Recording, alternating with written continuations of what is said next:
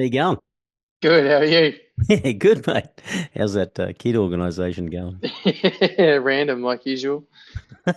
They've started this thing where they the moment you say, all right, it's time to get in the car, they throw like 27 different distractions at you before they'll actually do it. They they change your life. Yeah. We had the grandkids here for the when was it? Saturday night, just for a camp over. So Yep. basically, we set up just mattresses in the lounge, and they camp out and watch TV and all that.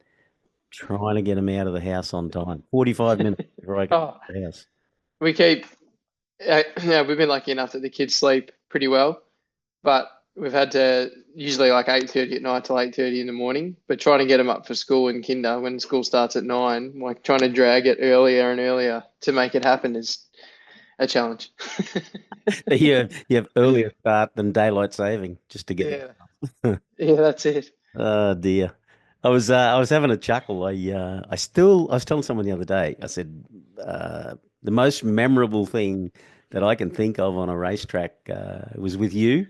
Oh yeah. It was stealing turn 10 from you and then pulling straight into the pit. It's become a bit of a thing for us, hasn't it? The old race in the pit lane. I love it. I think it's fantastic. Whoever exits the track first wins, I think. Correct. What you did it recently when we were doing the run in on the new mega bikes. Yeah. I got it on video, just shaking my head because I That's hilarious. I think some of the fun on those run-ins, there's a bit of trust that's needed between the riders and some trust in the skill, but the amount of stuff I've learned, the amount of fun I've had, like Mm. even with Big Chris has been pretty memorable. Well, I always, I reckon it's the most fun you can have on a motorbike. And, basically Yeah. running in an S1000 R, which is the only bikes I've ever run in on a track, rev limited to what, 8 grand or something, I think. And they do about 200 kilometers an hour still. Yeah, 9,000 revs, about 201 kilometers an hour if you're lucky, until you lean it over, and then And then the back different off. circumference doesn't let you do it. Right. But Yeah, you get to experiment with things that you wouldn't be able to normally do.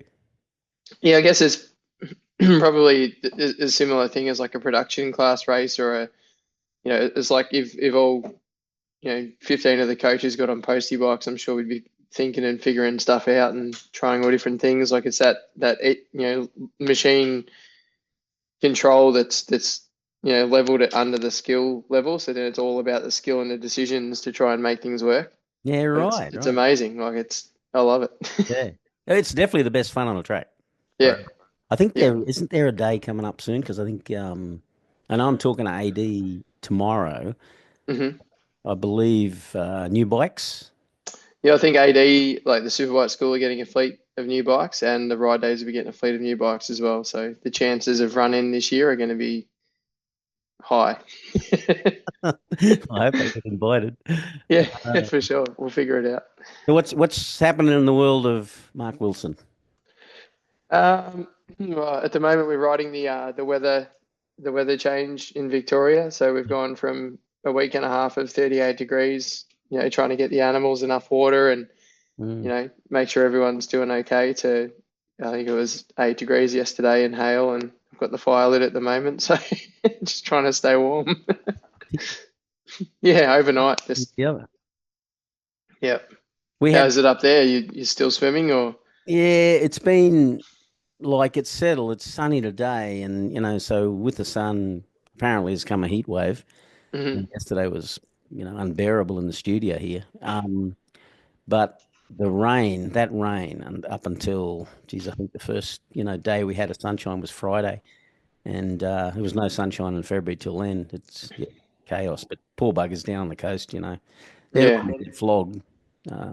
We survive. We get a bit of water in the studio and all that, but yeah, man, it was wet. Correct. yeah. Like Um, you're not down in the flatlands. oh, horrendous. Yeah, but Yeah, both heat as well. I wouldn't have yeah. if you paid me now, even though I was born down there, living in the mountains at what are we, 1,100 meters? Mm, Go back.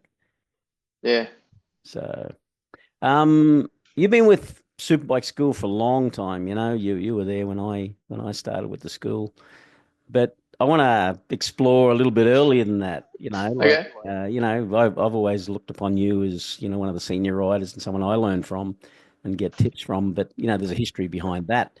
What got you into motorbikes? Complete, at the beginning. Um, time I wrote a bit of a timeline before, so I didn't get myself lost with this. Because I saw this question coming. In about I was a postie for a little while. I was cycling at a reasonably high level in Australia and needed a job that was flexible around the training hours. And my coach at the time was a postie, and he said, jump on Australia Post, like you can fit it in around your university stuff. You still get time to train in the afternoons. And at the time I was needing to train sort of 4 or 5 hours a day, whether it was 2 hours of riding or 5.5 hours of riding. And most jobs just didn't fit with that, but the early start and early finish really did. So I went and got my motorcycle license and was a postie for about 7 years while I was cycling.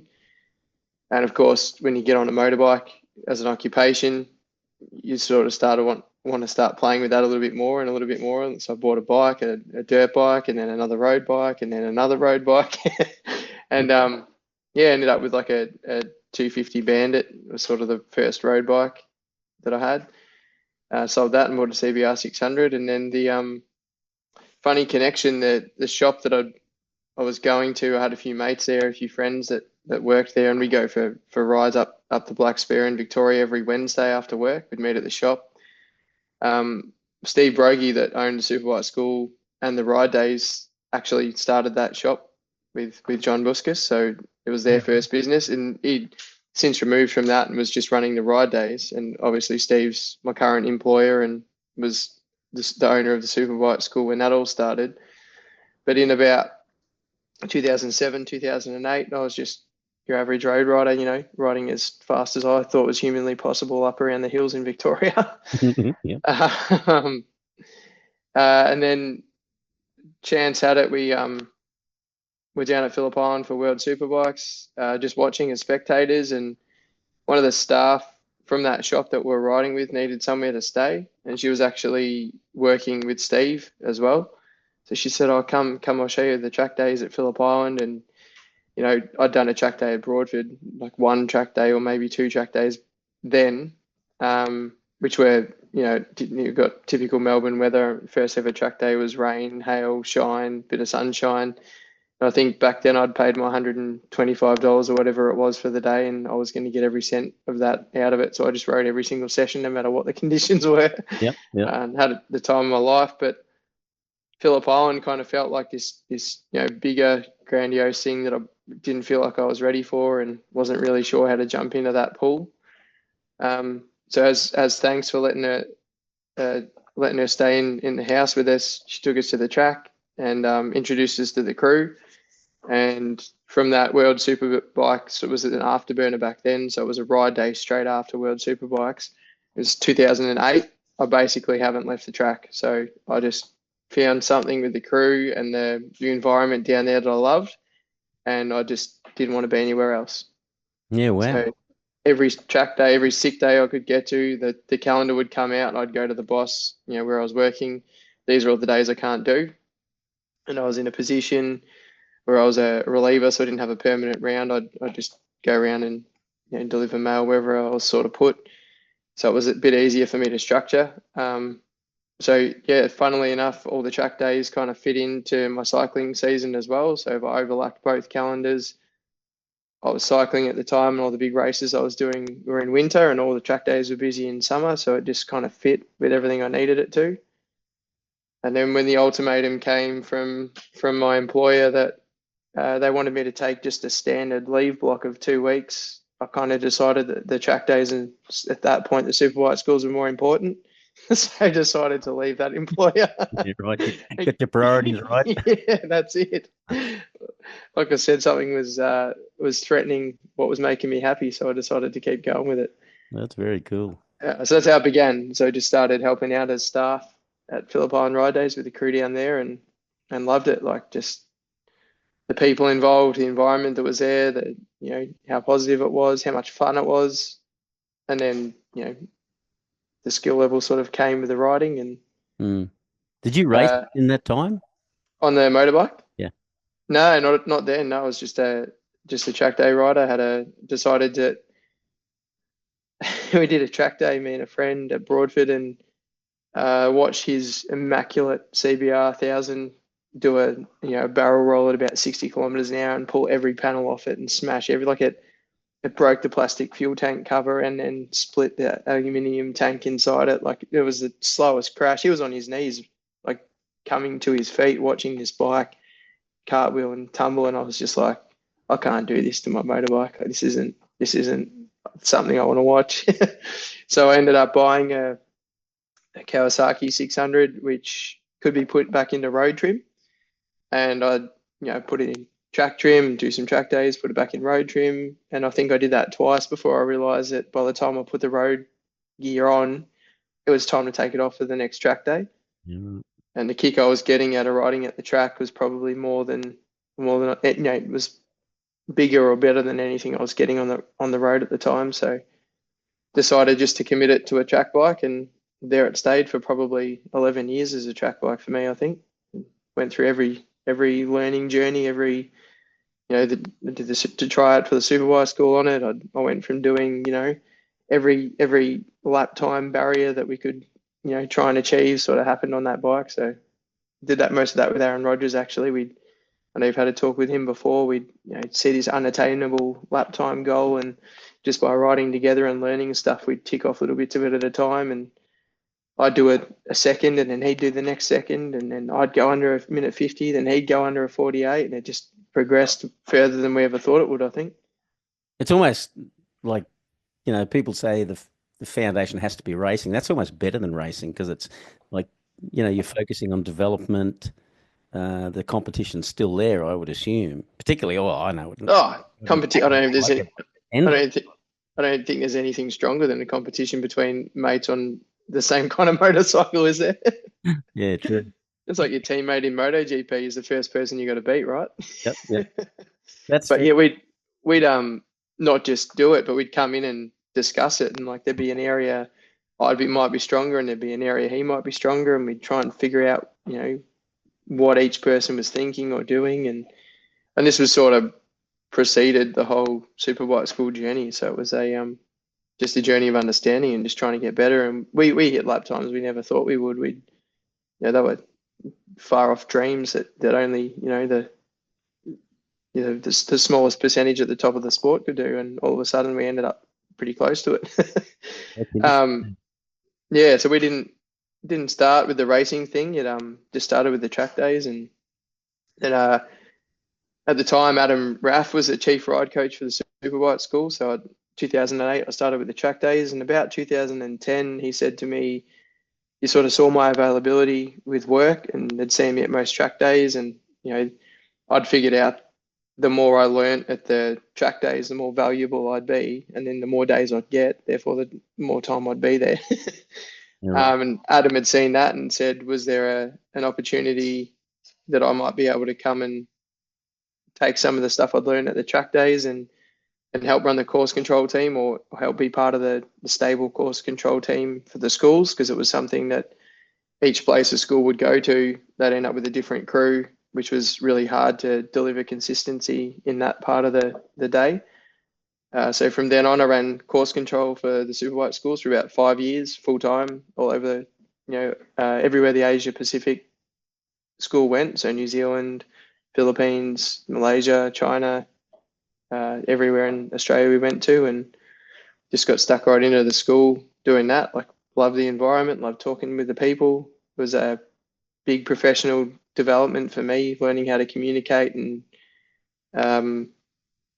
manage that scene. So, eventually I became the course controller, and sort of everyone that goes down that path, I think, has this realization and at some point that you are responsible for the track scene. So the decisions you're making kind of foot what happens for everybody's safety out there. So wanted to do the best I could at that. So yeah, it was a good thing. I loved it. It's interesting. I think people realize, the importance of the course control and how much pressure is on it. My exposure has been through, mainly through the school and seeing what happens there, but, seeing it from behind the scenes, and it's a pretty critical role. Did how, go on. No, no, you go. How did so what was it that got you to move from that particular role into the coaching side of it? Yeah. Was it a natural evolution or was there an invite or what was it? Yeah, a bit of both. I'll cover the first thing. Yeah, I mean, it's critical for the safety. The team of marshals that we use in most places, like especially the regular tracks we go to, feed you the right information. So it's kind of like an equation. You're given the information. If you don't have enough information, you ask for more. But they're pretty well drilled as to what they're giving you and what decisions needed to be made in the safety side of things. The timing side of things at a superbike school is the place where it's more difficult to manage because you're kind of managing the track, the classrooms, and the time the coaches are getting to talk to their students, and that will obviously change should things happen throughout the day. That's a bit of a juggling act, which takes a bit more time to get your head around. But yeah, it's pretty rewarding once you do it. It's a big role, a lot of responsibility, you can feel a lot of weight on your shoulders, but we've got an awesome team, so it makes it all worth it when you deliver a good day and manage it the best you can. Gives you a pretty good feeling. So I've loved it. I never realized until I got in the classroom how much work there was in, juggling timings and all that, and how much influence or guidance came from course control. Yeah, But yeah.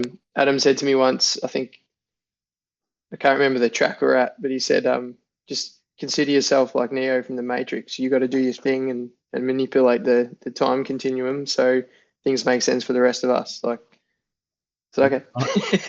and we just see the benefits or Yeah. receive the benefits of it. Yeah, and small changes to get time back or to allow time where we need it. And yeah, it was good. There's a lot of help from the States, and they do more days than we do. In 3 years, they do in 1 year, so they learn things at a faster rate than we can. So we draw on that experience as well and try to keep up with what we're doing here as much as we can there. Yeah, but it's not the same. There's still some subtle differences in there between what we do and what we're exposed to in America. I would assume that there's some differences. Yeah, there's culture difference. There's a student average skill level difference. There's a seniority in the staff over there. Like instead of having 4 or 5 of us that can do most days, like they might have 15 that could do every day. So they're more full timers, so more high level experience to draw from. So that the corrections or the changes can be finer, I guess. But we do what we can. We learn, as much as we can at a rate, whatever rate's possible, to try and evolve with them. Yeah. And I guess they have the opportunity to test things, course control or structure wise for the school, or even coaching wise, that will come to us eventually, but they can test it, try it, and figure out the final product before it comes to us, and then we just try and implement that as quick as we can. Yeah. So what about the transition to coaching? Yeah, so that was uh, it was in a bit of a weird space for me in 2012. End of 2012, I had a really big crash on a push bike with a pretty significant head injury, and couldn't manage the school, like couldn't manage the course control side of things at that time. So out of necessity, we did what we can to find a course controller that could do that. And then during the recovery, the question was kind of posed to me that when I decided to come back, that course control side of things might have had a bit of pressure alleviated, so I wasn't needing to be at every school. But would I be interested in coaching? To be honest, it hadn't, like the coaches that I'd worked with and seen, like they were amazing. They were individuals that were capable of things I couldn't even dream of. So I hadn't considered it. It wasn't one day I'm going to be a coach, one day I'm going to be a coach kind of a mantra for me. I just loved being there. Like I loved riding at the track days with my mates. I love the environment that created and the people I met during that. And then I got to do the schools and got exposed to these whole different group of individuals that were functioning at a different level, seeing the days on a different kind of functionality. Like I'm sure you probably noticed the people or the coaches that do get it enveloped and succeed as good coaches comes from some pretty high level backgrounds, and like yourself, have had to function under pressure for quite a long time, I'm sure. I don't know where's put the most pressure on you, you know, which stage of your life, whether it's the grandkid life or the husband life or whatever was before that, but I'm sure there's been some pressure there. It hasn't. Yeah, I've got a question for you later. I hope we can entertain as well with some of your background. I want to get you talking about some of your stuff. Okay. Yeah, so the question was posed to me, did I want to do a coach tryout or see where I was at and if I was ready for that? So I did a tryout, and at the time didn't think I was ready for it, and it showed I wasn't. There was some stuff with my writing and stuff with my understanding and fatigue. I was extremely tired. So I didn't, and that was just part of the recovery from the head injury. But I was given a couple of things to fix and address. And then when I felt like I'd addressed those, I was offered another tryout. So I worked on those for about a year or you know, a fair bit of time to fix it up, and decided that I was ready and did another tryout when that was made available and passed it. So that was about, I think, 2013, 2014. And I've been coaching ever since. So I guess that makes it almost 10 years now. Yeah, wow. Well, it's Yeah. more. Yeah.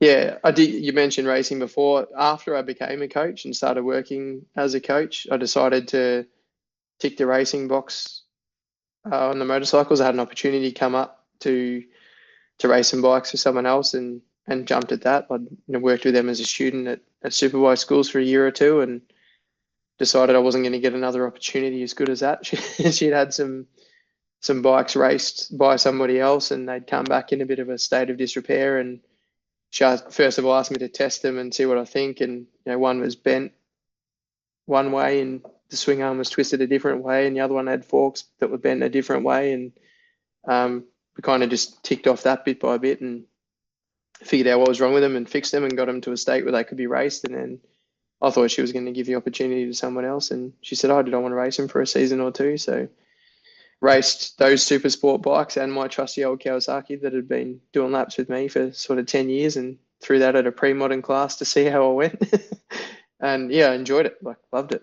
I saw some stuff in that race community which I thought was only apparent at track days. I'd been through elite level cycling and had a bit of an eye into a few other sports.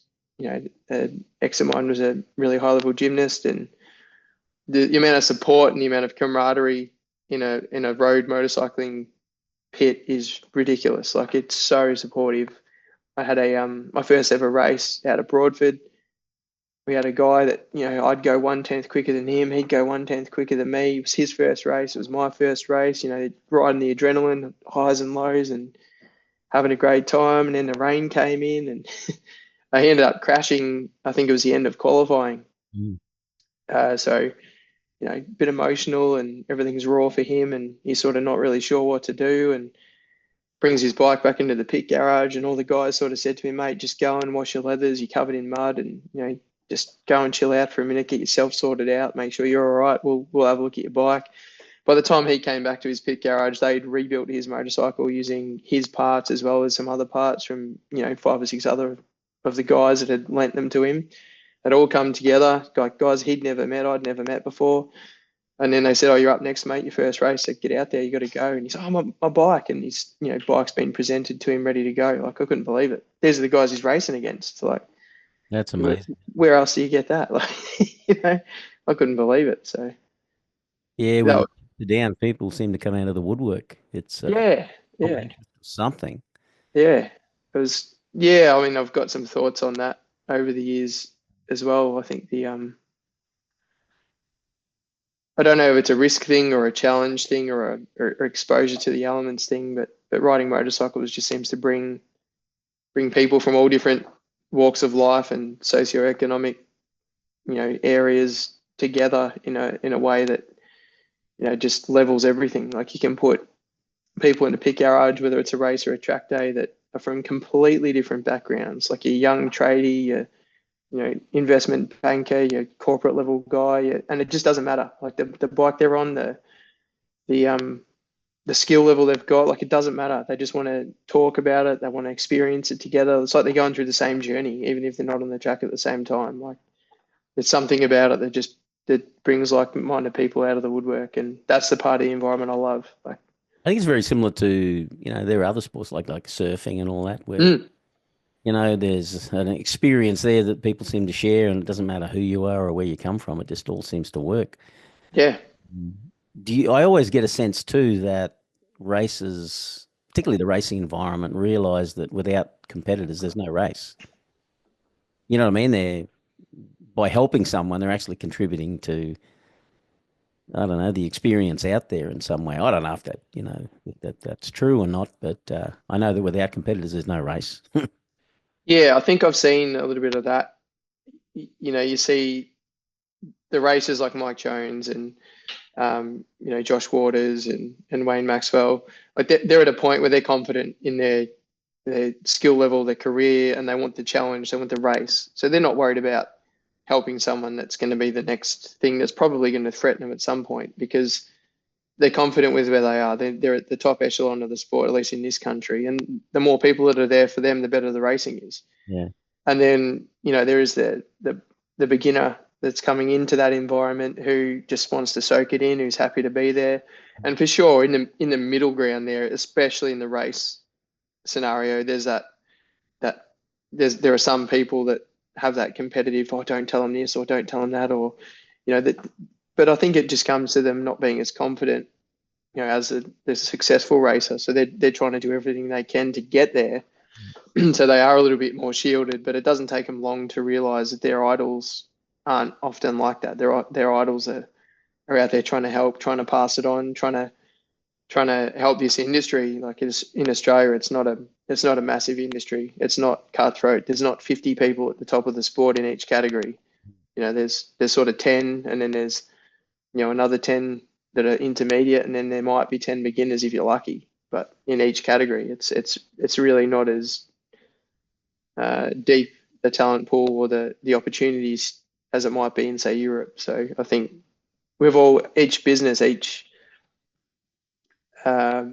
race club, say each school, each training provider, each track day provider, I think I've seen a bit of a shift in the 15 or 17 years I've been around, where it used to be competitive, and there used to be, this person's doing this and we should do that as well, or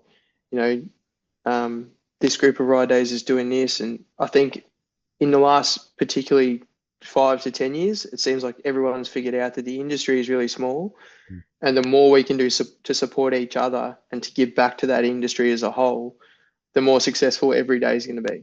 So instead of competing for dates, or instead of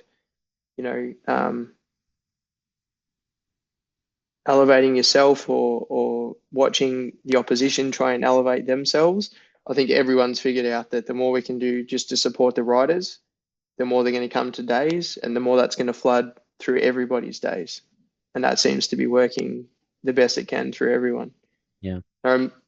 Mentioning the beginner thing, like you were talking about with getting people into racing. I remember talking with Wayne Maxwell about that a few years ago, and I was running the Phillip Island ride days and stuff for Steve, and he was heavily involved in Champions at the time, and he went through this journey as a successful racer who's going down a different pathway, and he kind of came to me and said, it's not about the faster guys, is it? And I said, nah, it's that the medium paced riders at a track day are the ones that are like, you're better off spending the time and effort with, because the beginners are loving it, but they're just putting their toe in the water. And then you're really fast guys. They're already hooked. They're already there. They're already committed. They're already coming to days. They love it. They know how it works. They'll give you feedback. They'll communicate with you. It's that middle ground where you've really got to put the effort in to try and facilitate their part of the journey, I think, because that's where the business works, and that's where the majority of the people are. So it was a bit of a shift. Like, it's not just you can't cater your day for the faster or slower. You got to make that offering work really well for them. Like, you run a good introduction program or a first timers program, and then you cater to the faster guys as best you can. But it's that middle ground where I think the time's better spent getting to know and and making sure those riders are having a great time. That's almost like, a bell curve Yeah, type scenario, where the majority is going to be in that middle zone. yeah, absolutely. If you spend, like you say, if you spend all your energies in that catering to the fastest, well, you've got a small audience.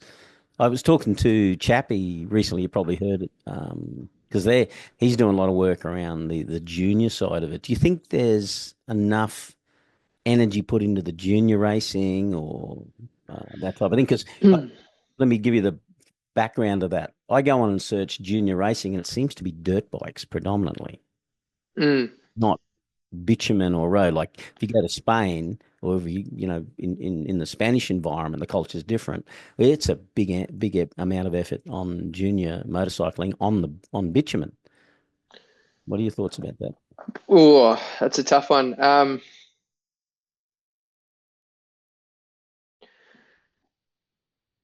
Is there enough? In my personal opinion, is no, I don't think so. Like the Avali scene and the mini bike scene just now is picking right up, and thanks to guys and girls, it's like any junior sport that's probably not football or AFL in Australia. Um, like that thing is that part of the sport is just so heavily only possible because of the volunteers. Like same with cycling, same with motorcycling, same with dirt track as well. I would love there to be more potential and opportunity or popularity around that.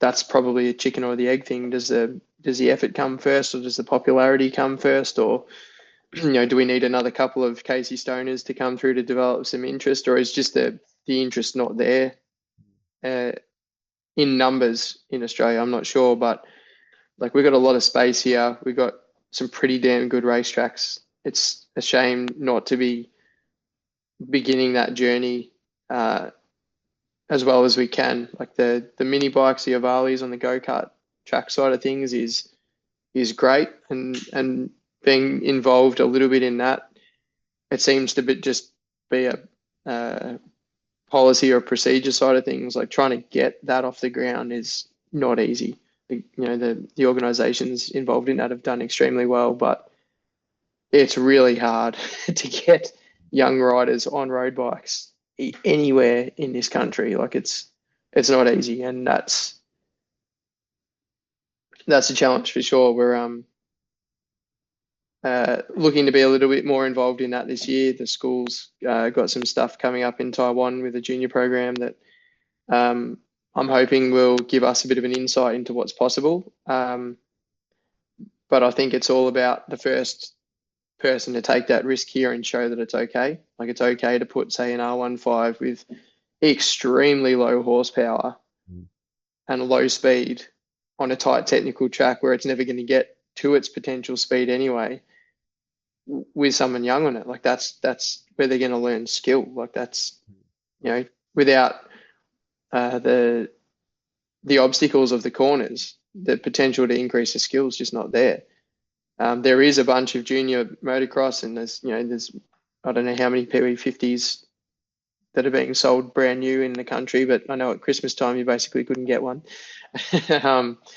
And we've got one for my kids as well, but there's definitely a potential to get into the dirt at an earlier age, which is good. I mean, it's helped Senna Aegis, it's helped Casey Stoner, it's helped Harrison Voigt, but it seems to be the only pathway. And you've got kids like Luke Power and that who didn't have the opportunity to race on the road prior to 12, 13, 14, where I think that's wasted. Like there's facilities out there. We should be using them for junior development. Mm. You said, like when you were doing the course control, there was that evolution, that move into the coaching side of it, and Yep. you talked about you were working, you would see coaches there at a level that you thought you'd never attain. You're kind of at that level, and now you look back and you've got in your role, as deputy chief ride coach, you look back and you've got now junior coaches coming through. What's the biggest challenge in getting them to that level?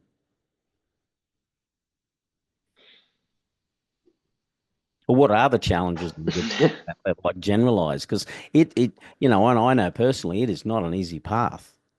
It's quite challenging as a recipient of it or a participant in it. To be honest, the biggest challenge is the availability and the amount of days we're doing. Like we're asking people to function at a pretty high level and take on a lot of training. Like you know yourself through the coaching journey. There's a lot of material. There's a lot of effort and a lot of days and time that go into taking someone. You know the process to become a coach. You go through a selection process which identifies the right kind of people. So the question isn't whether the person's right by the time you start training them. It's more often can do they have the time to commit to the training, and do we have the days in this country to make that training attainable. Mm. Yeah, we'd all love to see more and more and more events, but around long enough through the Superbike School's journey, like with Steve Brouggy owning it, and Damon and Ash, and now the current owners,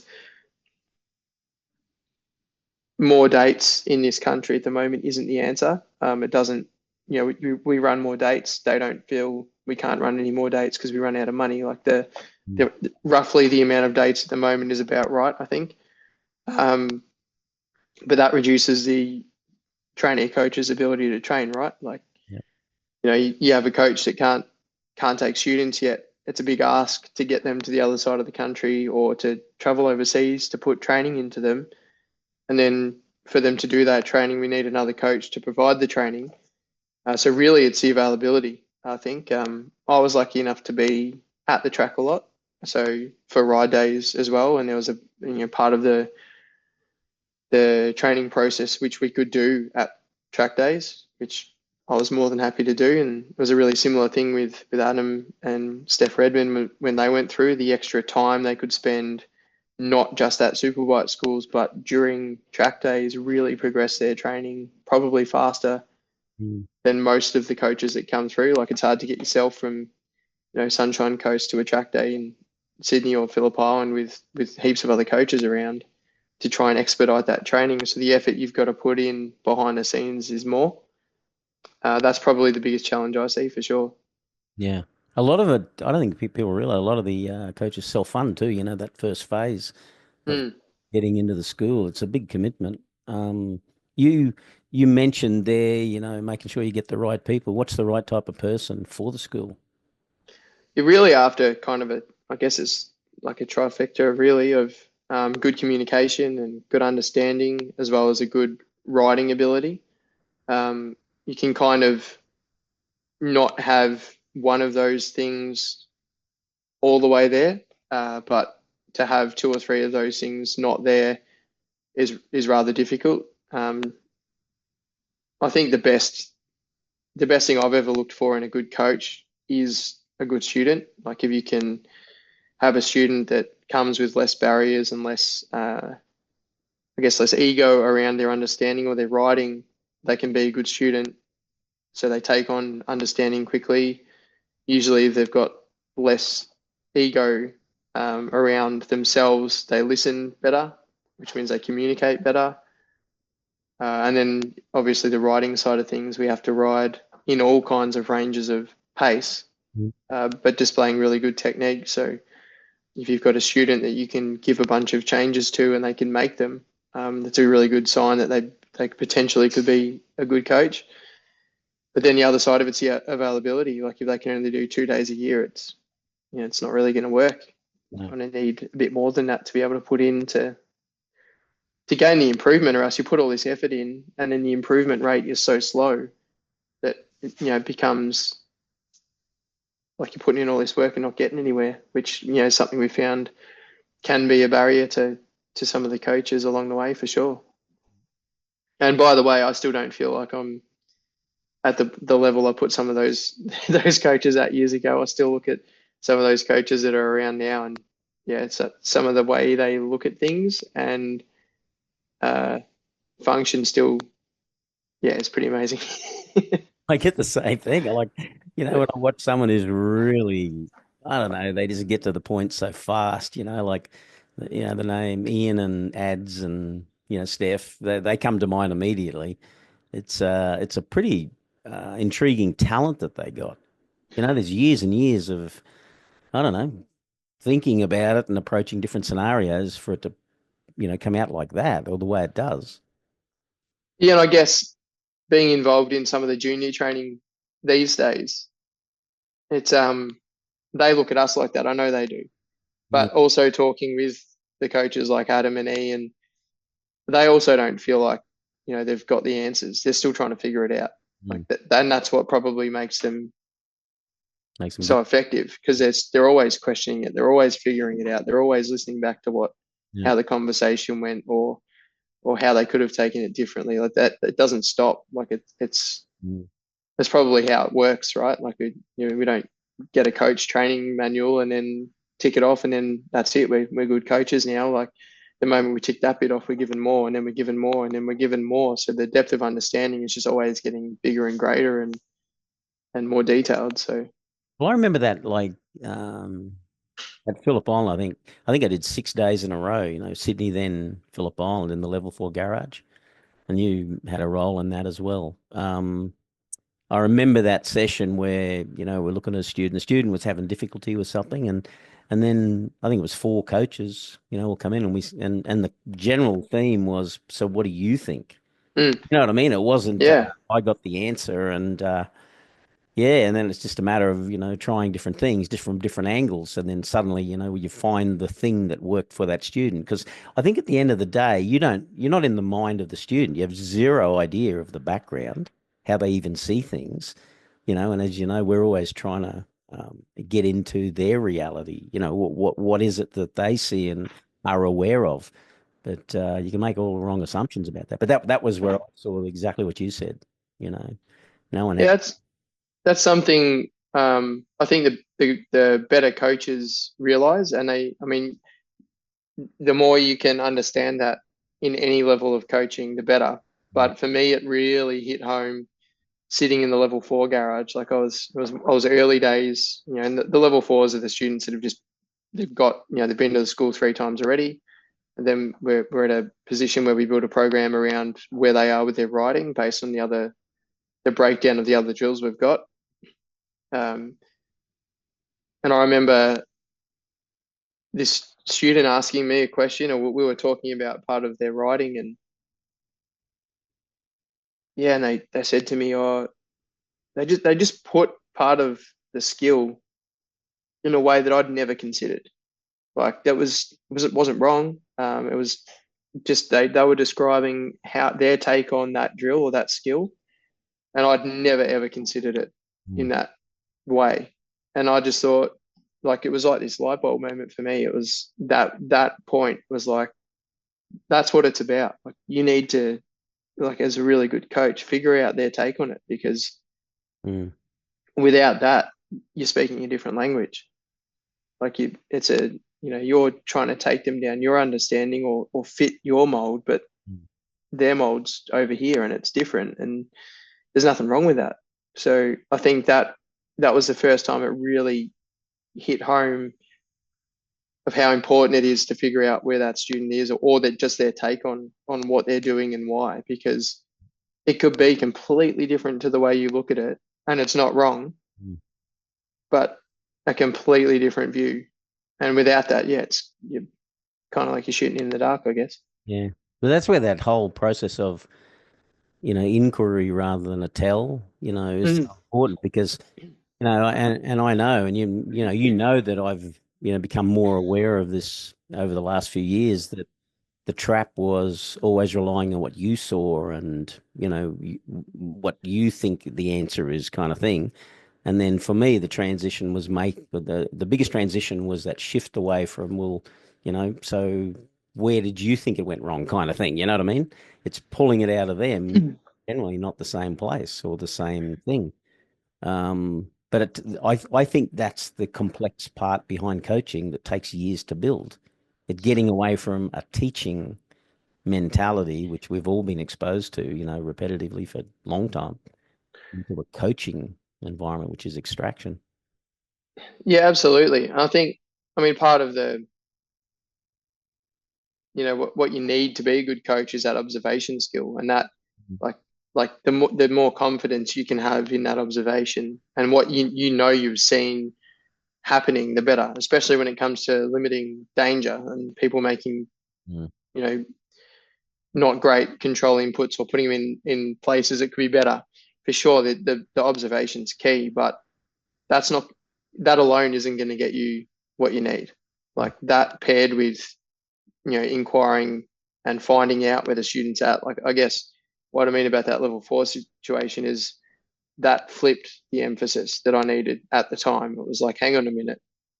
That whole conversation, I didn't even need to see what was going on with that student. That's not that, in particular, it wasn't that role I was in either, but it made no difference to getting where we needed to with that student. It was all about that student's understanding and us figuring out where it was going for that student. And yeah, I think that's where the school works really well is it takes all those bits and pieces and puts them together.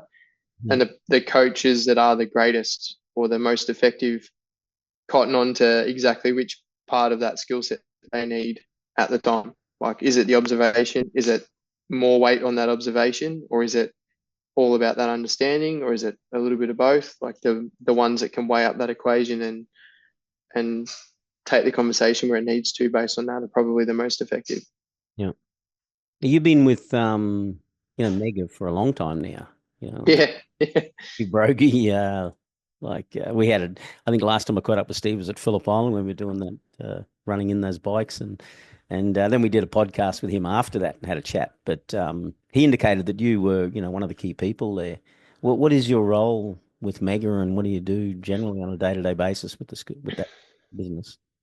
Um, yeah, I've been there, I guess, 17 years now, I guess it is, or 18 years almost. Mm. Why do I want to be anywhere else? I get to talk to people about motorcycle riding, I get to travel the country, or if it's with the school, the world. It's a place I never thought I'd end up. Um, with Mega or with Steve, so we run the Phillip Island Ride Days and Sydney Motorsport Park Ride Days. Um, uh, my role with them is operations manager. So basically anything that's happening at the events, like any procedures, development, rostering, preparation, like anything that goes into putting the events together and making them work, whether it's logistics, whether it's training the staff, creating new procedures. We've got some really cool things happening these days, which we've been putting a lot of effort into. So using the electronic or the LED signaling posts, which we have at Sydney and Phillip Island, that they use for World Superbike and MotoGP. What are It's they? been What are they? the LED, the big flagging or signaling boxes. So one thing we found at Phillip Island, especially a little bit at Sydney, but more so Phillip Island, is it's a really high average speed circuit. So to keep all the flag marshals safe, they need to be a long way from the track. But that means you've got a really big flag that from 300 meters away looks really small, and someone trying to get riders' attention, waving it really hard. And in a race meet, everyone's pretty familiar with the environment, so they've usually got enough attention left to spot the flags and know what they mean. And we put a lot of effort into giving the newer riders that experience as well with the way we run the first timers program, which is another area I've been developing a little bit lately. But we noticed sometimes the riders there, like they're freaking out. They don't have much attention left for anything. And then you've got this really small thing way off in the distance. It's trying to give them really, really critical information. We decided that there's in most places, just above or just near where you're going to put yourself or where you want to put your motorcycle in the, immediate future, like in the next few seconds. For GP and for World Superbikes, they've put a really, really bright, like extremely bright LED signaling station. So like an electronic flag, basically. And we're developing a system that allows the marshals to activate and use those signaling boxes. But we discovered they are so much more visible for a rider. Like there is no way you're not going to see them. Yeah. And a lot of the flag marshals we use are a little bit critical of them or resistant, but not really, but critical at first until they saw the result. And like there's areas where you may be coming around a turn and the flag marshal isn't particularly visible until you get most of the way through that turn, and then they're visible for a shorter amount of time. And we use the best flag marshal posts for visibility and for signaling, but we figured out that marshal can activate a signal which you can see on the entry to that corner Right. from hundreds of meters away. So the result was the riders got more information and got it earlier, Yeah. and without question, because they could see it really clearly, and they didn't need to deviate their attention from where they were trying to put the bike. Yeah. So we've been developing using that for our kind of events, and there's a whole lot more behind that. Developing different configurations, and how much information can we give, what's the right amount, and how to space it. So I've been doing a bit of work with that lately, which seems to be getting good results. Riders seem to be noticing it. Makes a lot of sense because, I know they use them, World Superbike MotoGP, you'll see them, they'll capture a screenshot of the yellow where the rider actually was in front of the yellow, and they'll use that to say why their lap was cancelled. But I know personally, coaching people, I've looked in the mirror and missed the flag. Yeah. Like One of the biggest kicks for me to use it is about sort of 4 or 5 years ago, it became like a permanent addition to the MotoGP and World Superbike calendar. So it was there some circuits and others, and maybe not. And then 4 or 5 years ago, it was like, right, these things are going in. They're going to be used at every single race meet. So all of our riders that watch any of these race meets, either in person or on TV, are seeing them. So it's not a new piece of information that's only needed for a race meet or to manage a race scenario. Like there's a whole lot of extra capacity that system can use in a race scenario, like to single out mechanical issues and rider numbers and like that stuff's amazing, but not needed for the way we run our events or the way we can run our events. Yeah, do you have to change your safety briefing? Because traditionally the old safety briefing is the flags. He's the flag. Yeah. Do you adjust? Not particularly. There's a small tweak, but not particularly. It's more around the signaling, not so much just the flag. Like we pair the marshal is also waving a flag. We're never going to remove the marshals. Like they're critical for a motorcycling activity for sure. And you need them as a backup. Like should the generators fail or the power go out or anything weird happen, we need that manual system as a backup. But also a flag marshal might smell oil or hear a chain break or pick something that a more automated system won't. But in a sense, it's the same signal being displayed. It's either a double flashing light or a single flashing light, or it's a waved yellow flag or a stationary yellow flag. So we've adjusted the signage and the information available. Like Steve's done really well, and he's developed our safety briefing to be online. It was kind of a necessity through COVID to put it in an online forum. So we sort of talked about it for a while, but hadn't really figured out how we were going to do it. And then we couldn't gather 160 riders into one place. So the easiest way to do it was to figure out how to put it online. So we're,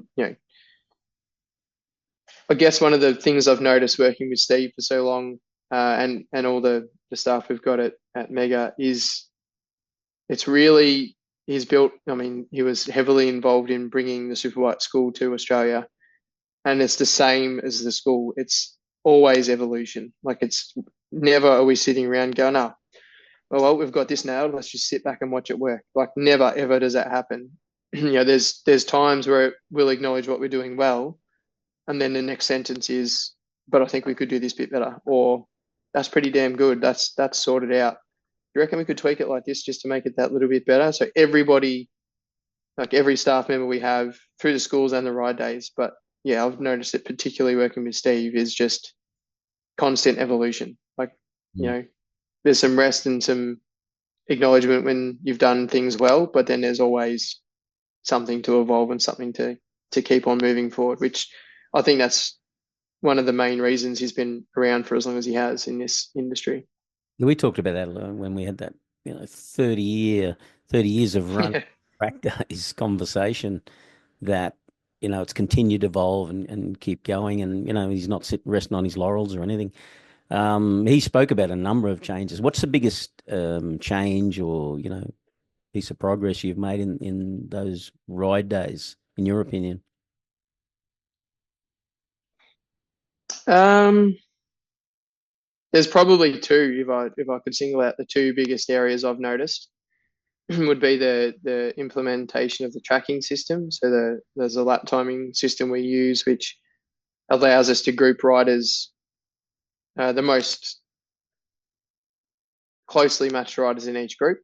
Um, we always like that was always something to try and do, but prior to 10 years ago when that started, it was pretty manual. Like it was your staff are out there riding and what did they see? And you put someone in a control tower where they can see most of the track and try and figure out the average pace and point out things that are obvious. And your marshals are always looking for that kind of stuff. And we still get that information now, but now we also have data, like we have information about what's happening out there that's pretty hard to argue with. Like previously, if it's someone's opinion, like, oh, so, a few of us have seen you doing this. We think you might need to go up a group or down a group. And the rider responds with, I don't think I need to. It gets really hard to combat that without any, data or raw information. But with a lap time, you can kind of look at it and say, hey, look, you might not feel like you're there, but you're actually in the top three in this group, and we really need to move you. Your average, your speed is on average quite a bit higher than the rest of that group, and in fact, it would fit. In the you might be the tenth slowest in the next group up. Like we think you should move up. So that's really helped. And then whether that tracking system, so we have a 10 years worth of data that we can see anyone that's ridden with us, and we understand that people take breaks from riding and come back, so we still converse with them and understand where they're at with their riding before we just put them in a group. But that, with the way the staff communicate these days with riders, is a little bit different. I think Phillip Island, it was a little earlier, maybe it was 10 years ago, and Sydney maybe 5 years ago, but there was a bit of a shift with the riders coming to the track. There was a lot less races. Whether that's because during COVID and just prior there were less races, or whether, for Sydney, I think there was actually more specific race practice days. So they stopped coming as much to track days because there was a space for them to fit a little better. The scene up there is amazing. They've got, night races and night ride days and, all sorts of different events that they can attend. But the shift then needed to be made because you were getting less of the people that knew how the events worked, where they should fit, what should happen, and kind of grooved into the way that the day worked. To getting, we'd have the same amount of people at a day. Like the maximum fill is the same. But instead of those 30 really experienced ones, that 30 extra riders was in the beginning, or the beginner or intermediate section. So the whole communication around what needed to get through to the rider was a little bit different. Like instead of, the 30 testing the boundaries of what they were allowed to do, you were getting 30 that didn't know what to, like they were brand new. We've run so many days, especially at Sydney and just lately in probably the last 6 months, with like 40 or 50 first timers. Yeah, right. With no idea like where to go, what to do, where to be ushered to, how the day works, where the toilets are, anything, like brand new. And the communication to those riders just needed to shift because the staff hadn't changed a great deal. Like there's a few in and a few out in the staff base, but the section of riders that they were dealing with are completely different. So we needed to educate a lot more and be a lot more welcoming and, just cater to the people that were there, which were more often than not newbies or first timers. And I think that's really that paired with the tracking system. So to shift people around to get the closest match riders in each group, safety wise, amazing. Like so much better for the staff, so much easier to communicate to the customers. And then dealing with whichever group we're going to have on the day. Like, is there an ASBK race coming up in a month? And do we have 30 of those races? Mm. Or do we have more of the beginners, and being able to see what's coming in the booking system and watch the staff change the way they're communicating based on that has been great. Like been really cool to be around and see happen. Yeah. Like you say, it's, that doing those things and continually improving is probably the reason behind, it still being there, and Steve being able to do it for 30 years. Pretty amazing. Um, as we're talking, I'm wondering how much we could incorporate that more into what we do at the school. That more conscious conversation within about, what worked well, what could we change, what could we improve on. I'm just thinking out loud. Yeah, I mean, what didn't go unnoticed a few years ago, we had a talk about that, Dave and I, about and AD actually about even right from the start, like that when you arrive at a superbike school, you more often how many level ones do we get? Usually 30, 27, 25, 30 level ones. Again, they've never been there before. They don't know how it works. They don't know what's expected of them. Mm. And if you I think naturally we always put a bit of effort into knowing level fours pretty personally. Um, but if you have to put that little bit more effort in for the Mm. first timers, because the only way it all works, the only way the ride days of the superbike school works is if people come back. But they've got to have a good enough time to want to come back. Mm. The more people that come back, the more popular the days are, the more days we can run. The better job I've got, the more we can all go to the racetrack, and the more we can do what we love. It's True. the same with all the staff. So if we put in that little bit more effort, even when they first get there, to first get directed to scrutineering, make them feel welcome, make them feel like they know where they got to go and they know what to do. Start, instructing them or communicating what's expected of them next. That way they feel like they've got, all right, I've just got to do this bit, then this bit, then this bit, and then it's easy. They feel like they fit in. Yeah.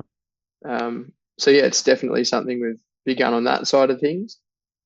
For sure, it could happen even in each individual communication as a coach. Definitely, like um, I I always think do that it. I do it at the individual level, with students again, what'd you take away? Is there anything that we would change that would make it a better experience? And, you know, I think mostly they're, at the student level, they're so excited about the day and it's going, well, they got nothing. You know what I mean? yeah, Great day. Because generally it's a pretty good day for them. yeah, absolutely. Yeah, no, I'd agree with you. It's such a good business to be involved in, like Yeah.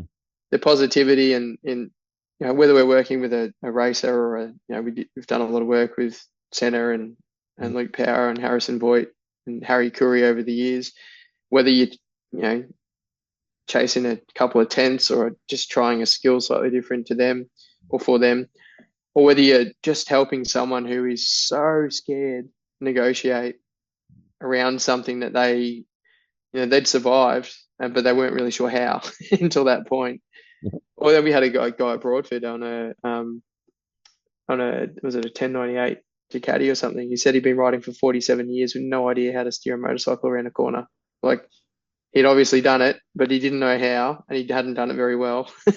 But the level of confidence you give that rider or those people, or like we've got a regular CJ coming who's put so much effort into her own riding and personal improvement, who went from being like on the verge of, I want to do this, but I don't know how.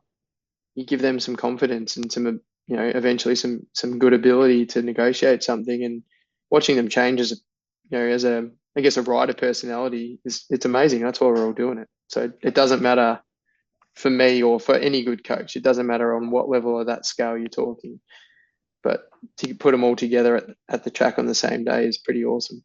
It's amazing how many level fours, keep going. Like you say, CJ, and then there's, Jeff and Rick. Yeah, Oh my yeah, God, they're at every event, and you get, yeah, you get people like Rick he goes to Sydney and Phillip Island. Like he doesn't just hang around in one local area.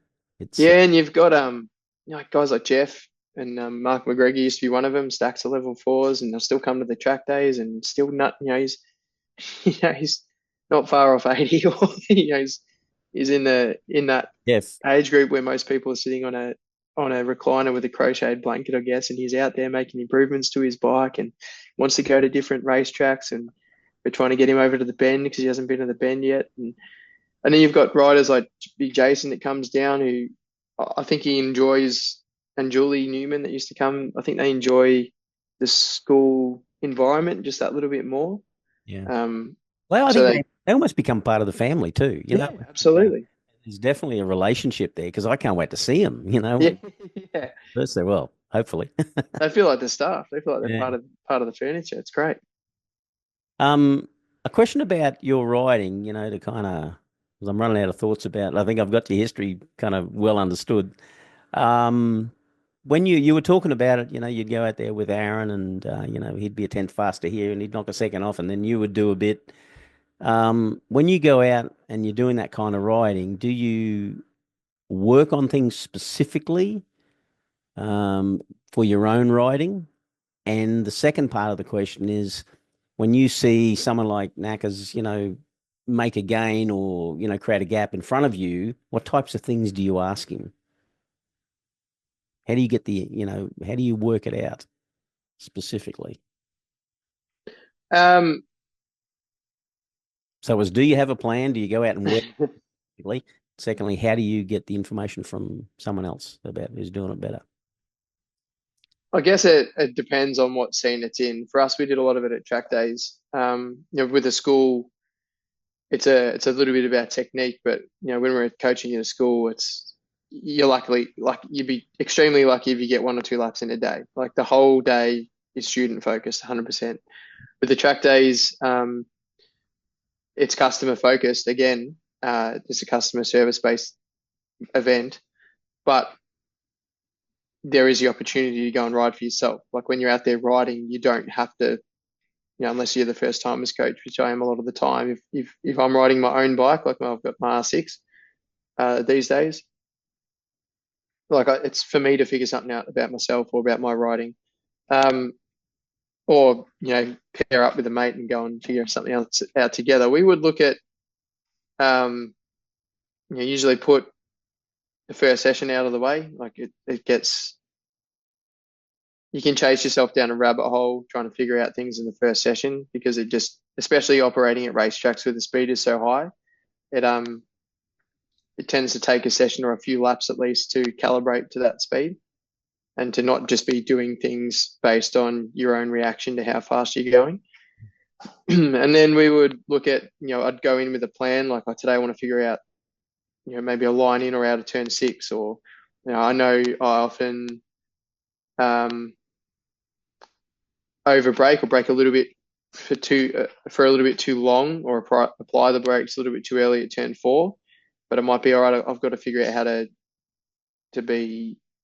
to carry the speed into turn 4, like more entry speed, longer. What am I actually doing with the brake? How hard can I squeeze it? Go and figure something out for myself. Because to address these things as a rider, you kind of got to figure out what you are doing. You might know that there's a turn that you're not as strong as someone else in, but like, what are you actually doing first, and then try and figure out the change that might work. So that side of things, Aaron and I would often hook up and go for a ride, and then while we were doing a lap or two, we wouldn't just go straight to as fast as we possibly could. We'd just build and build and build, and then there'd be an area where he was pulling away or I was pulling away or I was catching him. So you'd start, all right, what am I doing in that? What am I doing in the area that I'm weak in? And then what am I doing in that area that I'm strong in? And then try and just leave it as sort of 1 or 2 things. So you didn't come in and go here, here, here, here, here, here, here. You're doing all these things because it's too much. But say one thing Aaron and I often come back to is he gets out of turn 11 and into turn 12 at Phillip Island way better than I can. Mm. And I've got some thoughts around exactly how that is. And I think it comes down to a lot of how much throttle he's happy to give it on with the bike length over a long way. And then he uses the space what seems to be more efficiently on the way into turn 12, but then I can always outdrive him on the way out. And it's not, by the end of I've got a slipstream and I've pulled back all this ground on him and I'm finally getting past him into turn 1. It's the sacrifice he makes by going in faster on a different line. I can look at that the other way and think if I just let him have a little bit there, I'll be able to get him on the way out. And my thought has always been if we can combine these two things, like the old Captain Planet thing, like by our powers combined, we should be able to put together a damn good lap, right? So we've always just thought, him and I, that if we can, it's been good to be able to do so much riding with a close mate, but if we can combine our strengths, like we should be able to both achieve some pretty cool riding and some pretty cool outcomes. So that's been the way we've looked at it. Like, oh, we've like you got away from me here, but I could just have you there. Like, let's figure out. Like, I might try that line, but can you see if you can still outdrive me there? Or I tend to be able to, as much as he's good at getting out of 11, I tend to be able to get out of turn 6 that bit better than him. So he'll ask me, like, what are you doing there? Like, what are you thinking? Like, where are you trying to put the bike? At what point are you trying to open the throttle? What gear are you in? Like, and we'll just ask each other enough questions till we have enough for the picture, same as we would a student, I guess. Yeah, interesting. And then that's where the rehearsal of what we're doing as a coach kind of comes in, because Yeah. you got to ask similar questions when you're talking to a mate about riding, and can be confronting looking at yourself as to why you're not doing things. It's usually because you're scared, right? I'm trying to keep myself in one piece here. It's a survival game. That's it. Last question for you, kind of about you. What goals have you got now? I mean, you're still fairly young, like look at you as a granddad looking back, and I go, you are where you are, quite early in life, with the motorcycling side of it. Yeah, what's next? Yeah, I guess I mentioned earlier the track day scene really grabbed my attention. Some of the thing that did that the most was the people involved. There was a lot of back then they were sort of probably your era people, Yeah. late 50s, early 60s kind of people, and they seemed wise, like they'd been through a journey, like whatever it was. They'd been through, multiple businesses, working really hard, trying to bank lots of money because that was measure of success for them 30, 40 years ago, and worked real hard, put in so much effort, and then kind of realized that they'd missed a lot in their life. And then hit the track day scene and kind of figured out that, hang on a minute, there's a different way we could be doing things here. One of them was Ken Stanley. He's an absolute legend. He's not around anymore, but he, I think a lot of us involved in the track days built the way we look at life, and especially the track scene based on his view of things, and the way Steve had built a lot of the days. And it was just that, through COVID, there was no events for me. So customers were reaching out, offering me jobs, and, oh, we've seen you good at this, and we've seen you good at this, and we've seen you good at this. But for me, making the environment what it is, and the positives I saw in the environment, the positives that I really were attracted to, they're the things that I want to see for the staff and for the customers.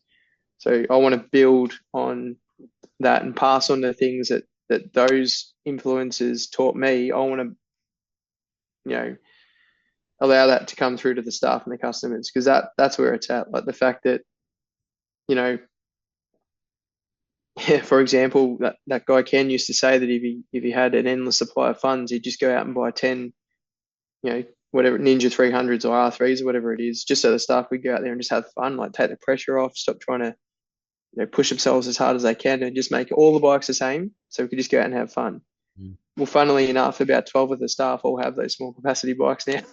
They bought them themselves, because it's sometimes you could take a bit of pressure off and get off your S1000 double R or your Beam, or your Ducati V4, and get on one of those, and some of the risk goes away and some of the fun comes back out. And I want to put a lot of effort into facilitating that environment at the events I help run, because that's where the goal is for me. Like it's a community that we've built, whether it's the schools or the ride days of like-minded people that really get along around this activity from such a broad range of places. and the happier and the healthier all those people are, the better. And then I've got some goals with my riding that I want to explore coming up. I've got an R6 currently, and I've got 2 lap time goals that I'm really trying to tick off. I've got extremely close to it, both the venues we work at quite regularly.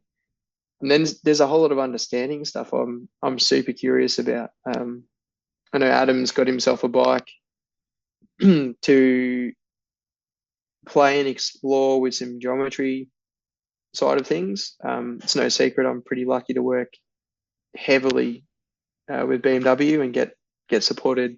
Both businesses I work with are heavily supported with BMWs, and they're a great family to be involved in as well. I've been lucky enough to ride some amazing machines working with them. And I'm really a little bit curious as a rider. You feel certain feedback from the bike, like you're trying to understand the feeling you're getting from the bike, like when the fear goes away and the pace comes up, and the confidence in your skill is there. Sometimes you'll get a feeling and it'll stop you or encourage you to do something. And often, especially with the rear, that feeling I find hard to always decipher exactly where it's come from, like which change it is. So I want to explore some of the more basic data that's available for bikes these days. Like I know BMW make a basically a plug-in accessory which can feed you some data. So I'd really like to address and understand and explore some setup changes and some what the data shows with that feeling. Like, is it often, for example, sometimes a rider will understand the rear spinning and it's spinning a little bit too much for where they're trying to put the bike and where they're trying to carry speed. And it seems to be that everyone gets in this, oh, it's compression, oh, it's rebound, oh, it's compression down, it's rebound, it needs to be preload. But to go out and measure what it is and feel what it is and understand that feeling is where I want to take it. So I'd like to eventually build a bike just with some basic, like publicly available bolt-on accessories or data loggers and stuff, just to explore that side of the data. Like there's a whole lot of really technical equipment you can buy to build a bike, like a super bike, that can feed you, throttle position, air fuel ratios, like, thousands and thousands, like almost infinite data points, but they're not going to make a difference for most riders. I want something that can help me understand a little bit, and that most riders, so your average track day rider who's gone and got themselves a standard S1000RR, who's going through their riding journey, and I'm talking BMW because that's what I understand the most. But what can they put in on their bike to enhance their journey and get them to where they want to get to better? Like, is there one that is paired with a 360 camera, so you can have the gimmick side of things? So you go and watch MotoGP and you see, Marc Marquez doing a lap with his little throttle trace and brake pressure thing on the bottom of the screen. You can buy one of those now straight off the shelf that goes and plugs onto your motorcycle that you can go home and watch. So your average rider can go and do a track day and plug this stuff in and look at exactly what they're doing and feel like they're, the same as Marc Marquez. Like most of us, when we're going out there, whether we're in the slow group or the fast group, or whether we're in a race or not, that's the closest at that point in time we're going to be to those heroes. Like that is, like we're pushing ourselves as fast as humanly possible for us in that moment. Like, let's go see what that looks like and what that is, and what are we doing like at that point in time. I think that's a space I really want to explore. I think that's next for me, is starting to tick off that stuff. Well, I remember you talking about it, doing something with ads as well. It's funny because it came up in conversation between Chappie and I the other day. We're talking about, a tight apex versus, being a meter off the apex, and how much distance does that add to the corner? And then we went down the path of, well, how many wheel rotations would be involved? Then we calculated the circumference of a wheel. And you go, holy shit, if you get 12 extra rotations per without spinning, if you had 12 extra rotations on a motorbike on a 190 superbike, well, that's Mm, 2 meters per rotation. So, yeah. like that kind of data, would really, I'd find it interesting because I think data's where it's at. But like you say, you can get too much too. You can just drown in it and it becomes that black art or black science, which it seems to be in MotoGP. Well, that's it, because there's an infinite amount of stuff like riding is dynamic. Motorcycle riding is dynamic. There's different things to take into consideration. Like you put the same size tire on, but run a different tire pressure, and all of a sudden tire deforms more. Does that change the amount of times it circulate? Like who knows? Right. But I think Yeah.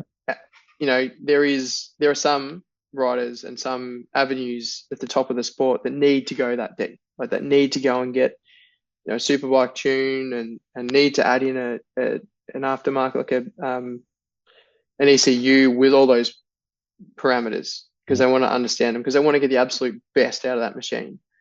And I was talking with the World Superbike BMW team a year ago, and they were saying like these bikes off the shelf are amazing and have a lot of that capability. And that's enough capability straight off the shelf that most of us need to go faster than we ever will Mm. as people. And it's a very, very, very small percentage that then need to make a big change or a lot of changes to those motorcycles to make them go even better again. Yeah. So I'm really interested in that space. Like, what can we do with a relatively standard motorcycle, and what can we understand in the data? Like, can we record a bunch of it and then tabulate it and average it out so it makes more sense? Like, uh, to not get caught up in and not go down a deep dive, and where some riders love it. They love the detail. I work with a mate who with his riding he needs every piece of detail possible that's out there before he feels confident enough to make a change. Like he wants to stand every possible outcome and he wants to know all the data. But that's not a lot of people do. And there's some that want to know less. Like, no, mate, just try this. They don't want to know all the rest of it. It makes it more of a barrier to them being able to do things. Like maybe their flow state or their meditative state is in a different way than than the other person. I don't know, but I find if we had that piece of information there and we had that available, and I spent often riders at the track come to us and talk about to you, to me, to those of us that spend a lot of time on a manufacturer like BMW. They say, oh, what do you think about this, or what did you change here? And to be honest, all we've done is ride the wheels off the standard things for years Mm. because they're that good. Yeah. So then, a few months ago, I made a few changes and took a few tires to a ride day and tested a few things with Chris and came up with an answer for those people, nudging the faster of the medium fast group or the slow end of the fast group, which seemed to work really well on average. It didn't change the motorcycle much, but it let it behave in a way that was more conducive to doing a good lap time more easily than just the way they came off the shelf standard to handle the road riding and some track riding and some spirited, probably faster than we should be riding through the hills kind of riding, but the way we ride through the hills. But all it did was make a couple of really small adjustments. Mm. Yeah, so I really wanted to go down that end. I think that's what's next for me. Riding life for me has always felt better on two wheels, whether it was racing the push bike at the level I was racing it at, whether it was going for a mountain bike ride. Like, seems to be a form of meditation for me. My sister's, all about yoga and meditation and stuff, but the freedom and the stuff she gets out of doing that, I get out of riding motorcycles. Like if I'm worried about what's for dinner and what the kids are doing tomorrow and what's happening with work, I'm not going fast enough into turn one. I should be going that little bit quicker till it disappears. Isn't it the principle? It's the principles of meditation, like focus on one thing. They focus on their breath or something and exclude everything else. Well, that's exactly what happens on a motorbike. To become present, right? You want to align yourself to be in the present moment. Well, there's nothing's going to help you in that present moment other than, I guess there's a point, and there was a point in my riding journey in about 2014, 15, where I was confident enough in my skills that I could negotiate the track at a reasonable speed. Like I wasn't lightning fast, and I wasn't, but I knew what I was going to do on the motorcycle and how it was going to end up, Right. and I could approach that pace without needing to worry about other stuff. But then all of a sudden you've got this, well, I don't need to worry about that so much. So all this other crap comes into your mind, and what was I doing for work, and did I do this, and the car needs a service, and blah blah blah blah blah. No, that's going to help you get around the corner. So increase the speed until that stuff goes away, and all of a sudden you're living in the present moment. I like it. I like it. Predictions for MotoGP. Oh, Going to win. Yeah, in fact, you should be able to predict first three places. okay. I reckon. I don't know if I'm a big like. I'm not a fanboy for any of the for any riders. They're all amazing. Like to be in that end of the sport, it's bloody incredible. Like I've got a soft spot for Johan Zarco. Like I really think his personality is great. But it's no secret where he is in his career at the moment. Marc Marquez is amazing, and I think Ducati are in a bit of trouble. I'm really like I think in the top three, they're gonna have two Ducatis, and it's going to be Marc and Pecco for sure. I think Martin's got his work cut out for him just going to a new manufacturer, especially he's just had an injury in the preseason testing. But I think those three are definitely at the top. Yep. And I think it'll be out of those three. Who's first? You got to. I'll commit to Marquez. Second? Yeah, his ability to, and you could see that. I noticed it when did you see when Marquez and Pecco were vying for a win or a few times. They're having a battle last year. You could see Gigi sit back tapping his fingers like I've got this thing sewn up next year. So I think there's going to be some entertainment. I think there'll be some entertainment coming out of that pits, but I think they've got the two best riders. So I think Pecco second. No, I'm going to throw a spanner in the works. Let's go Marquez, Martin, and Pecco. Pecco. Just to be different. Okay. I've gone Marquez first, Pecco second. Yep. Acosta third. Yeah, he's going to be right there. He'll be fourth, I reckon. I think Martin. Because he's not scared. No, he's not. He's just Yeah. He's going to be on probably a better bike. It'll be interesting. Okay. I think so far everyone's backing Marquez, eh? I think Acosta will be the next Marquez style god. Like Pecco's unreal. He's clinical. He's like as Crayfar said, he's like the James Bond of the paddock. But yeah, Pedro is just going to push until there's nothing less to push. He will be the next Marquez. Whether it's this year, I think it's another 2 years away. But I think he's got to gather a bit of information first. I think he might be when the new rules and the new regulations and new capacity and everything come in. I think it'll be Acosta right from the gun. World Superbike, who's going to win? Oh. I haven't been following World Superbike as closely. I think Johnny Ray's in for a better year this year, but I don't know that he's going to end up exactly where he wants. So I think he'll end up third. Oh yeah. Toprak's going to win because he's on a BMW. Yep. Second.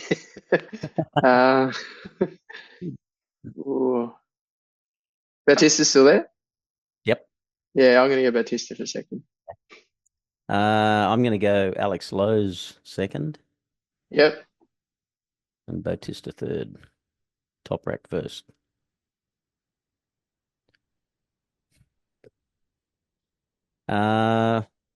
I got no other questions for you. I got one for you.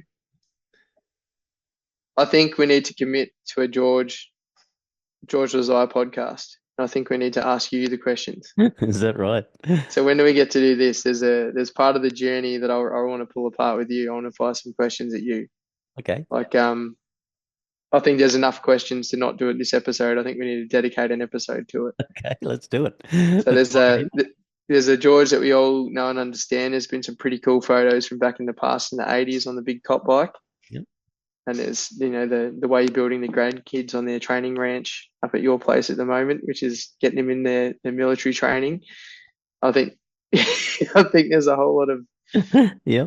discussion points here. So can we pin you down to do a George was I podcast in Yeah, the we can near do that. future? Yeah, Do that. awesome. I'll have a chat to the team, and I'll come out with a bunch of questions. We'll see where it goes. Okay. We'll swap seats. Yep. No, I'm happy to do that. Awesome. I don't know if there's a statute of limitations that needs to be lifted on any of your previous lives, but you can let me know where the limits are with that. I will neither confirm nor deny when. No, that'd be good. Awesome. What took you into the podcasting?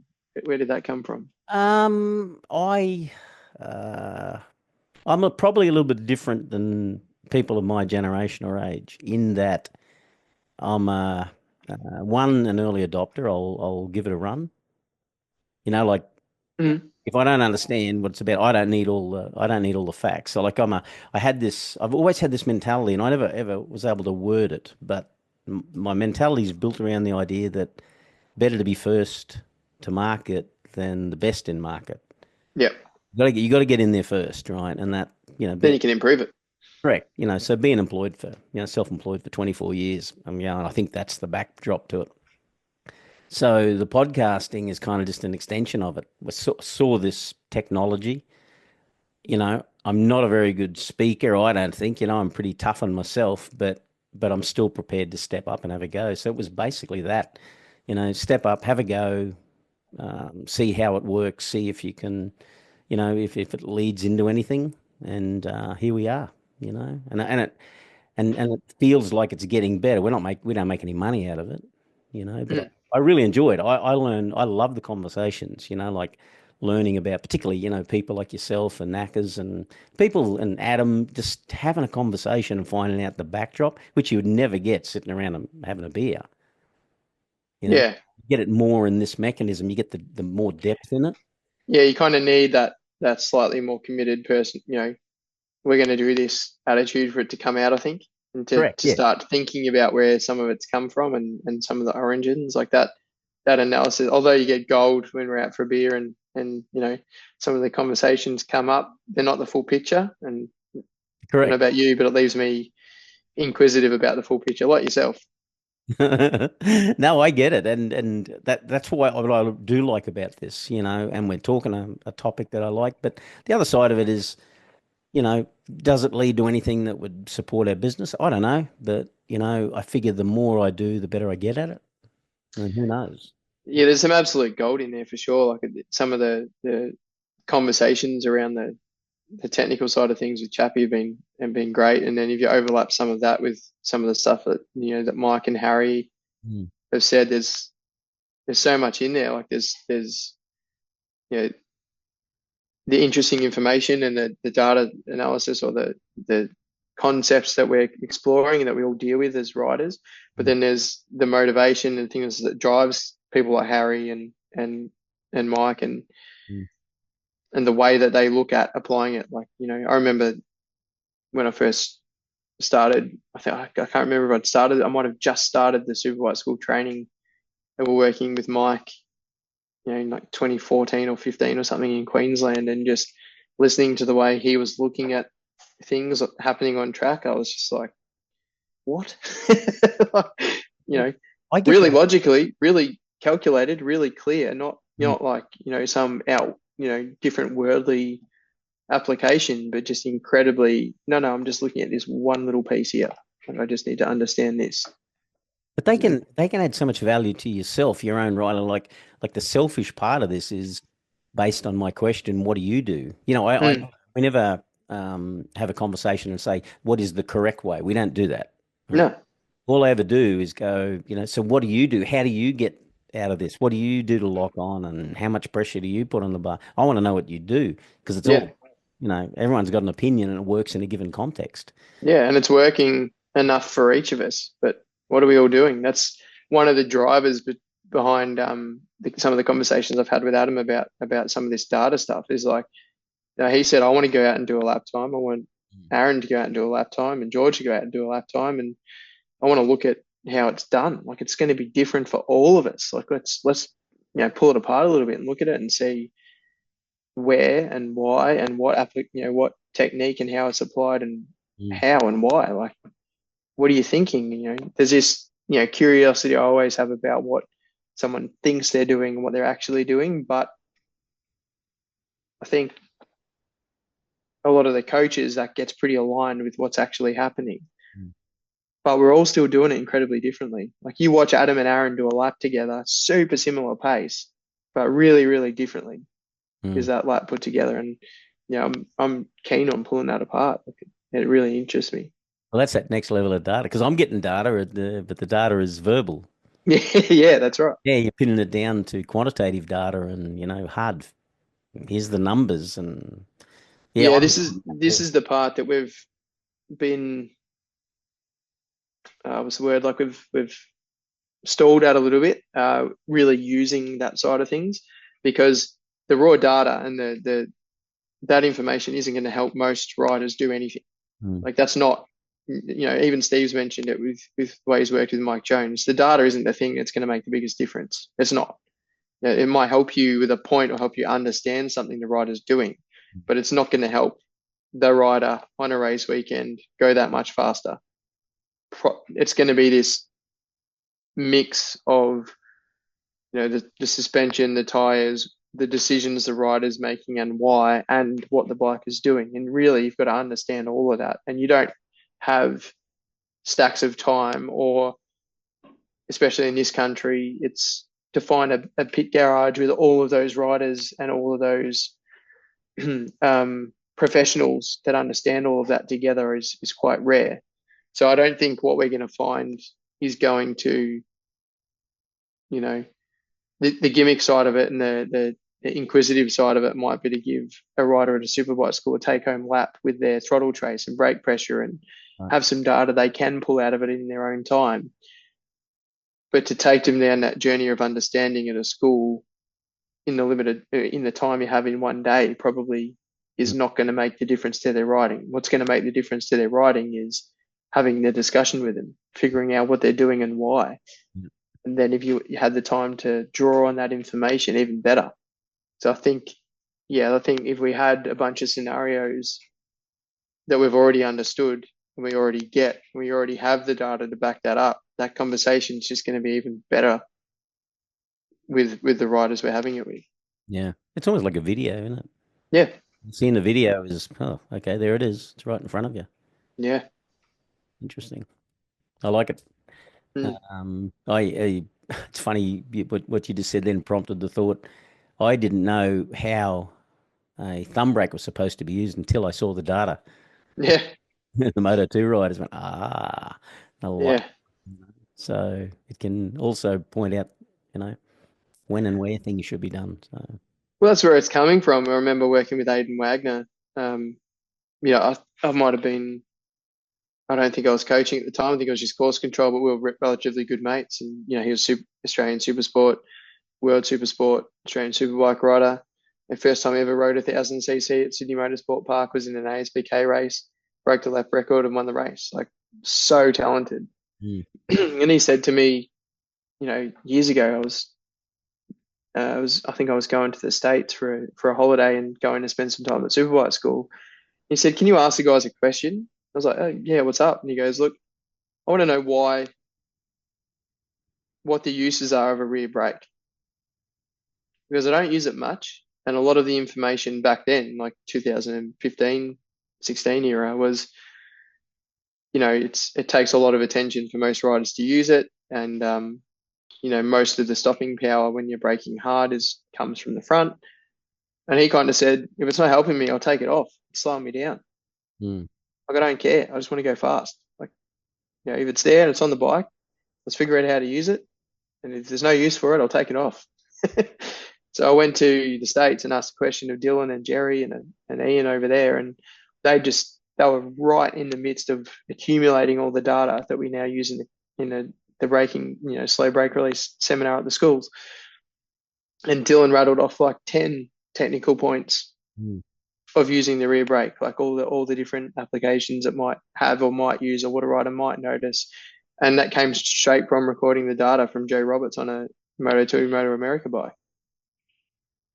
He's like, that him and one of his teammates were, zero point 0.2 of a second apart on a lap of a racetrack in America, and they couldn't figure out what the difference is until they overlaid the data, and it was use of the rear brake. Interesting. So it's Mm. it's definitely got a use there, and to acknowledge, the sense the data can make of particular riding, technical points or skills is amazing. It's just knowing when to enter into that conversation because it Mm. can be pretty endless. The rabbit hole. Yeah, that's right. Some of us enjoy that. Yeah. Well, thanks, mate. Thanks for your time. Anytime, George. No worries. We'll commit to that conversation. In the next, we'll put a broad timeline on it. You got 6 months. It's going to be done inside 6 months. Thanks, mate. No dramas.